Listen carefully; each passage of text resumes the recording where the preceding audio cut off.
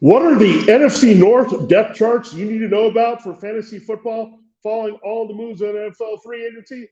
It's time to break it down right here, right now, as we begin another edition of Locked On Fantasy Football. Our Locked On Fantasy, your daily NFL fantasy podcast. Part of the Locked On Podcast Network. Your team every day.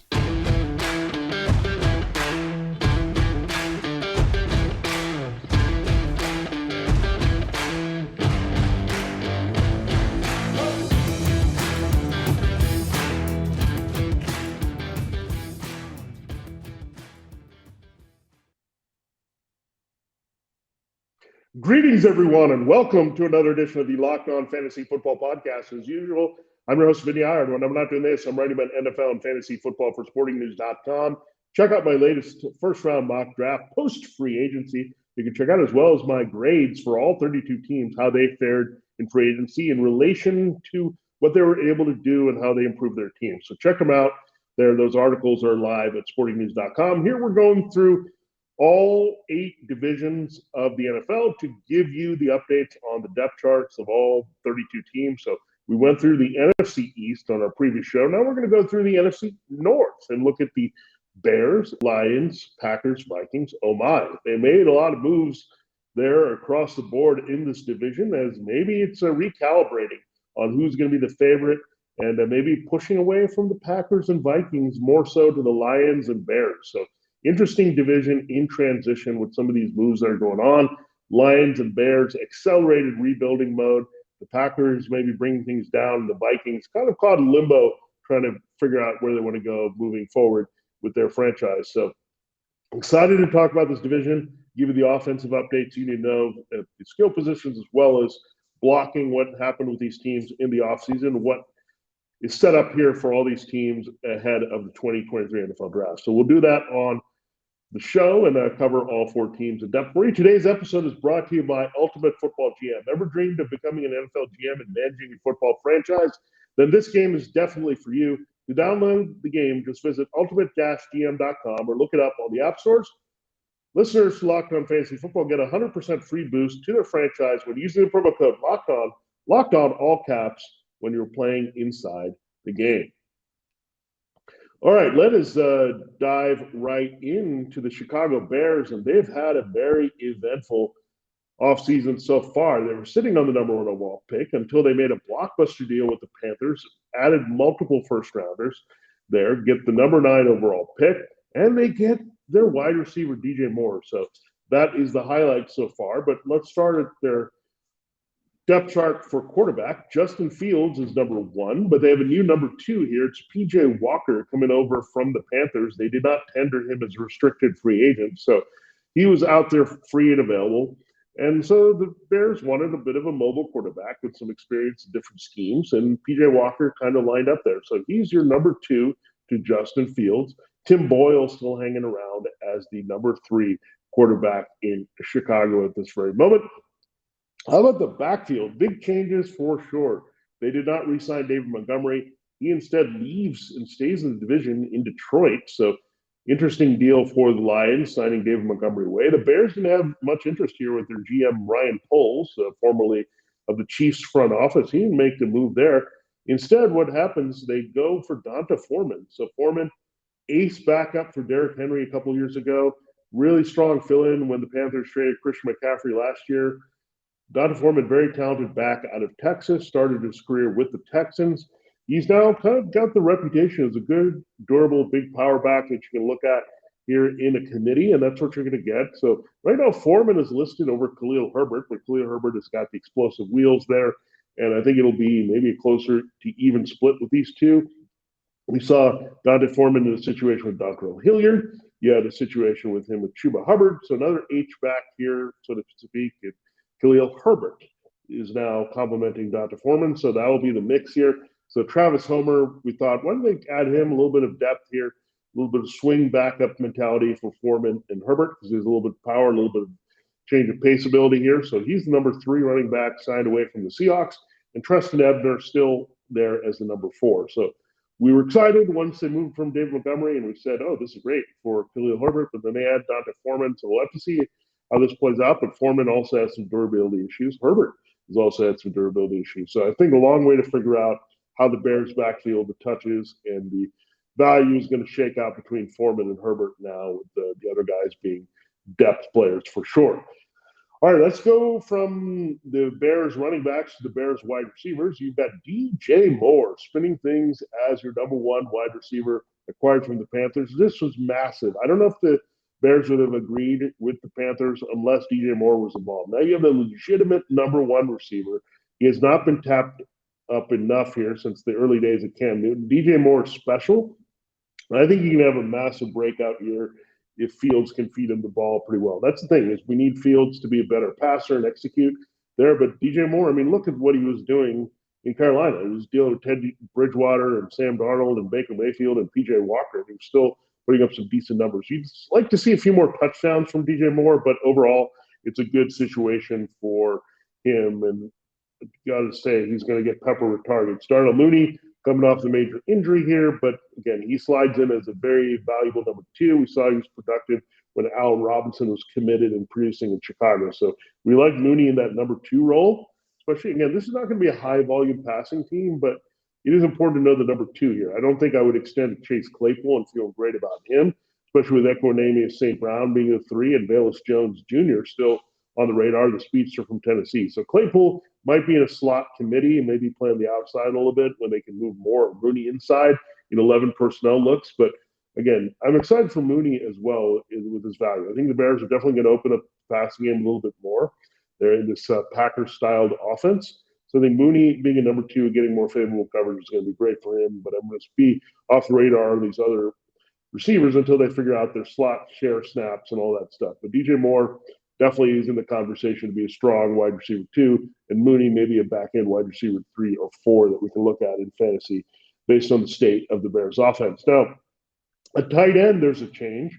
Cole Kmet now has a backup from the Packers, Robert Tonyan, in the mix. So this could call for more 12 personnel. Tonyan, not the greatest blocker, but Kmet is a decent inline tight end. So Kmet, Tonyan, maybe mixing up the looks a little bit, 11 personnel, 12 personnel, 2 tight ends, helping Justin Fields. You'd have those 2 extra blockers there to help the offensive tackles. Right now, looking at Braxton Jones, we'll see if he gets a little bit of help on the left side, Taven Jenkins on the right side. So when you look at the Bears, they have versatility more in their play calling and personnel groupings here that they can use with these new guys. So interesting move for Robert Tonyan, adding him to Cole Kmet. Tunyan's had his moments here as a big play receiver and occasional touchdown scorer there for the Packers. He had double digits just a couple years ago. So they boosted their red zone value. They boosted their big play potential with Justin Fields. You can't argue with that. And you also have a decent replacement here for Montgomery in Dante Foreman, especially given Herbert's change of pace nature. So pretty good offensive skill work here by Ryan Poles in this offense for Luke Gentry and helping Justin Fields as much as possible. There's one more move that they made with Fields in mind, and this is ahead of the draft where, look, Jones and Jenkins are not bad tackles. They're better at run blocking than pass protection. They like Cody White here. Lucas Patrick, the former Packer, is playing center. Gabe Davis is added. So we say Nate Davis, not Gabe Davis. Gabe Davis is still in Buffalo. Nate Davis is your guard now. He comes from Tennessee. So Nate Davis is starting at right guard. So a little ahead of ourselves with the Davises, but you put him at right guard, I think that boosts the running game a little bit. So now you have a little bit more comfort level if you need to draft a Peter Skoronski or a Paris Johnson Jr. in the first round to take over one of the tackles. Maybe you slide one of these guys to a swing backup role. I think Jenkins would make a lot of sense there. Braxton Jones, I still like a lot. He's got good athleticism from a small school. So something we want to look at there for sure. But overall, the Bears have done a nice job with Poles upgrading in the right spots, and Justin Fields should have a much greater outlook to boost his passing value without taking too much away from his definite rushing upside as a QB1. That's what we want to see.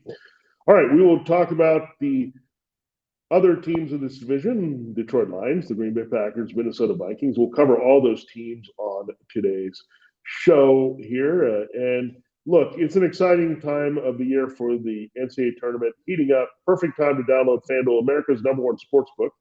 yeah, you want to check it out because the action when you're not having the NFL season, when March Madness is involved, that's a pretty sweet time of year. So when you're looking at FanDuel, this is a place where you can get in all the action in the easiest way because new customers get a no sweat first bet up to $1,000.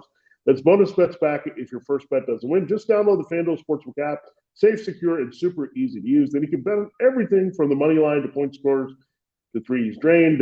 Player props are also fun with points, rebounds, assists for all of that.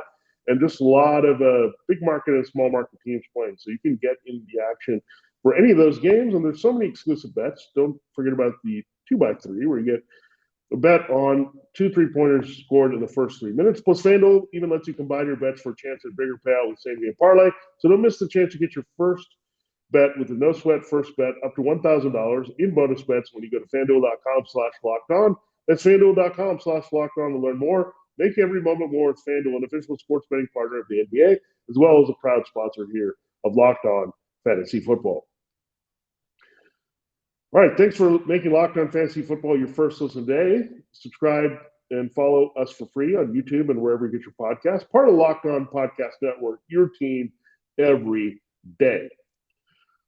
All right, let's look at the Detroit Lions. They've been busy here for sure. Jared Goff is their only quarterback on the roster, so Goff is your number one by default. So we'll see if they go after quarterback in the draft. Will Levis might be a little bit tempting there out of Kentucky to get that rookie contract. They can still move on from Jared Goff here, so it'll be interesting if they do so because of the money with Goff involved. But again, we'll watch that. He's the only quarterback right now on the roster. Not much to say there.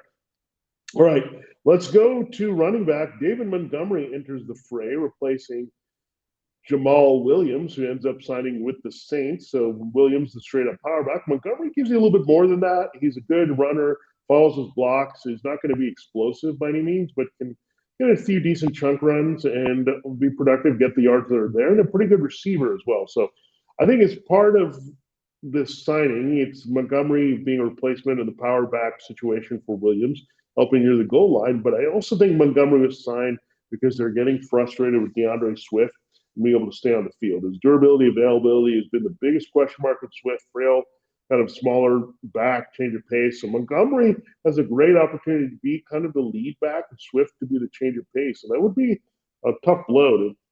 You're hyping up DeAndre Swift as a potential back end RB1 last year. Didn't happen. Again, he didn't stay on the field enough. So something to look at there with Montgomery and Swift. We're going to follow that. They did sign Craig Reynolds to be the number 3, and Jermar Jefferson remains as the number 4 for now for the Lions. All right, let's go to their wide receiver core. It goes inside outside. So Amon-Ra St. Brown is their number 1 from the slot. You have now Jameson Williams poised for a bigger role, as they're not interested in bringing back B.J. Chark. He's been getting looks from the Panthers and Giants, so made sense. They signed Chark for 1 year as a contingency because Williams was not fully healthy coming out of Alabama. But now you have Williams at full speed. You got St. Brown. You got Josh Reynolds. He's pretty reliable and a good connection with Jared Goff. You have Khalif Raymond, Quintus Cephas as your next 2, and then Maurice Alexander. So Raymond and Cephas once relied upon in bigger roles. They've been buried here with St. Brown and Williams. So I think it'll be very little Reynolds, but interesting that they have a void really for that number 3 outside receiver, really the one that lines opposite with Williams, 11 personnel with St. Brown working the slot. So a little bit of an opening there. The Lions could look at some wide receiver help moving on from Chark. All right, at tight end, it's still Brock Wright is number 1. Shane Zylstra is number 2, and James Mitchell is number 3. This is after the T.J. Hawkinson trade with the Vikings last offseason. So not sure what you're going to get here from the Lions at tight end. Are they going to be aggressive and go after one? They have the number 2 picks here in the first round. So maybe they'll look at one of the tight ends, a Michael Mayer or Dalton Kincaid, or maybe later in the draft look at this position to try to upgrade here. But not much to see at tight end here. They have to weigh how much that's important versus the 11 personnel. So wide receiver tight end definitely could be in the works in the draft for the Lions. And finally, their offensive line is fantastic. Taylor Decker at left tackle. Joe Jackson has been very good at left guard. Has been their Pro Bowl. Frank Ragnow is the anchor at center.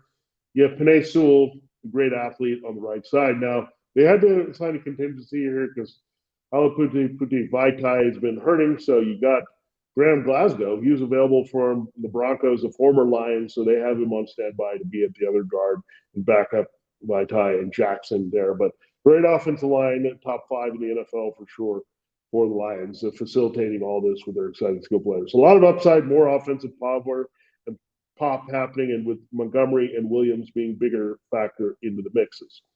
All right, let's go from Detroit to Green Bay. The Packers we're taking Aaron Rodgers off the depth chart. They picked Jordan Love. They just had to get that deal done with the Jets. Danny Etling, remember him? He was a Patriots draft pick at one point. He's your backup quarterback right now, assuming Rodgers is on the move to the Jets. So Jordan Love, they're giving him the keys to be the starting quarterback, much like we saw in the transition from Brett Favre to Aaron Rodgers. Favre also went to the Jets after the Packers moved on from him. Rodgers is going to the Jets. Now, Jordan Love, we can only hope for immediate results here in fantasy. I mean, he's got the talent. We've seen it in flashes in a couple starts the last few years. He's in a very good offensive system with a lot of support. The offensive line is still pretty good here. So Jordan Love, not sleep on him as a sleeper QB1 here in 2023. The running back situation remains the same. Aaron Jones, A.J. Dillon, and Patrick Taylor. So pretty good combination. Taylor proved when there's meaningless games that he can be productive. Aaron Jones is still the forward receiving, versatile change of pace guy that can produce in many different ways. A.J. Dillon learning to be a little bit more diverse with his passing game, but he's the power complement here for sure for Green Bay. Now, when you look at the wide receiver core, it is inexperienced. You have Christian Watson, you have Romeo Doubs, you have Samori Toure. These are all very young receivers. Watson, Doubs going into year 2. Toure also just inexperienced. You have Bo Melton and Jeff Cotton. So they might need some more wide receiver help, even with Watson, Doubs, and Toure there. They could also move forward with Watson and Doubs and see what they can do. Randall Cobb is probably not going to be back tied to Aaron Rodgers. Mercedes Lewis on the way out, probably. Those are 2 Rodgers guys here. So again, the Packers lost Al Lazard, so they lost their one experienced guy in free agency. So they got to see how it plays out with Watson, Doubs, Toure, very young receiving core that they can look at. Or they can continue to develop these guys and just take advantage of the youth there and really have a lot of guys on cheaper contracts here and go after it with other positions. So something to look at. But Watson, Doubs have a lot of upside playing with Jordan Love, especially with not a lot behind them at wide receiver. At tight end, you've got no Mercedes Lewis right now. He could retire if he doesn't end up wherever Aaron Rodgers goes, and likely the Jets here. And then Robert Tonyan, we mentioned, went to the Bears in free agency. That was an expected move that they weren't going to resign him. So it sets up for the Packers in the middle of the first round to take Michael Mayer out of Notre Dame, security blanket that would help Love, especially with the younger receivers. So you get a rookie tight end there as a third option. So that really lines up well. Mayer can end up here with the Packers. He's going to be the third target right there with Watson and Doubs. And that's a really good situation for a rookie.